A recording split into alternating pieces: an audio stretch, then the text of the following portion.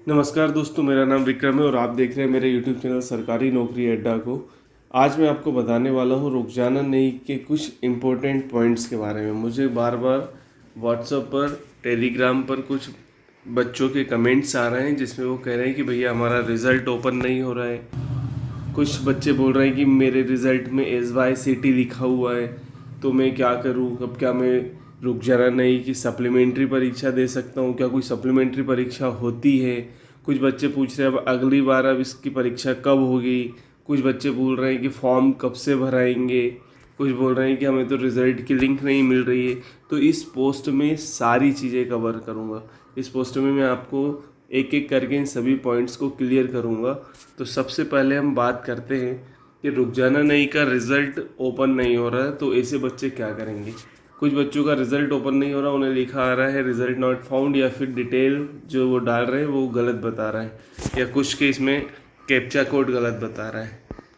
तो पहले तो ये बता दूं कि रिज़ल्ट जारी हो चुका है, इसमें कोई संशय नहीं है। आप यहाँ पर जैसे ही रुखसाना नई रिज़ल्ट, मैंने पिछली एक शॉर्ट वीडियो बनाया है जिसमें बताया कैसे डाउनलोड करना है। तो 10-12 जो भी आपकी है क्लास, और साथ में रोल नंबर डाल के कैप्चा कोड डाल के लॉगिन करके आप रिज़ल्ट डाउनलोड कर सकते हैं। जिनका रिज़ल्ट डाउनलोड नहीं हो रहा है वो क्या समस्या है, तो ये टेक्निकल इशू बोर्ड की तरफ से है, इसमें आप कुछ भी नहीं कर सकते। आप क्या कर सकते हैं कि या तो आप फिर, मैं एक न्यू टिप पे आपको बता देता हूँ, MPSOS की जो वेबसाइट है इस पे जाइएगा और यहाँ पे आपको संपर्क सूत्र का ऑप्शन दिख रहा होगा। तो यहाँ आपको इनका मोबाइल नंबर और ईमेल आईडी दिख रही होगी। आप ईमेल आईडी पर अपनी प्रॉब्लम मेल कर दीजिए उन्हें, या फिर इस टेलीफोन नंबर पर बार बार कॉल करके उनसे पूछ सकते हैं कि ऐसी प्रॉब्लम आपकी इधर से क्यों आ रही है। मेरे हिसाब से उन्हें इस बात का पता होगा। हो सकता है कि कुछ टेक्निकल इशू हो, कुछ दिन के बाद रिजॉल्व हो जाए और आपका रिजल्ट ओपन हो जाए, लेकिन आप इसे बार बार ओपन करके देखते रहिए। और यदि आप भोपाल में ही रहते हैं तो ये एड्रेस है बोर्ड ऑफिस का, वहाँ जा कर के डायरेक्ट भी उनसे बात कर सकते हैं। ये तो हो गई पहली समस्या। अब दूसरी समस्या जो बच्चों को आ रही है कि हमारे इसमें SYCT लिखा हुआ आ रहा है, हम क्या करें। SYCT मतलब कि मैं आपको पेज दिखाता हूँ, कुछ इस तरह से रिज़ल्ट ओपन होता है। SYCT यहाँ आप देख रहे होंगे लिखा हुआ। तो ऐसे बच्चे क्या करें जिनके इसमें SYCT लिखा हुआ आ रहा है। एक मिनट। तो SYCT का पहले तो हम मतलब जान लेते हैं। SYCT का मतलब है संबंधित विषय के सैद्धांतिक भाग, मतलब थ्योरी में उत्तीर्ण होना से। ये उन बच्चों के इसमें लिखा आ रहा है जो कि थ्योरी में भी पास नहीं हो पाए। अभी इनकी मार्कशीट मेरे सामने खुली हुई है, इनके नंबर आप देख सकते हैं। थ्योरी में 16, 6, 18, 16, जबकि 100 मैक्सिमम मार्क्स, मतलब कि आपको पास होने के लिए कम से कम कितने नंबर चाहिए, 25 नंबर चाहिए। न्यूनतम सैद्धांतिक मिनिमम थ्योरी लिखा है, 25-25 नंबर लिखा हुआ है, ये चाहिए। तो ऐसे बच्चे क्या करेंगे, ऐसे बच्चे दो काम कर सकते हैं। पहला तो ये कि आप दिसंबर में इसकी एग्ज़ाम होगी, उसके लिए आप फॉर्म भर सकते हैं। अभी ऑनलाइन फॉर्म भरे जा रहे हैं, आप नज़दीकी MP ऑनलाइन जा कर के फॉर्म भर सकते हैं, या फिर खुद से भी भर सकते हैं, जैसा आप चाहें।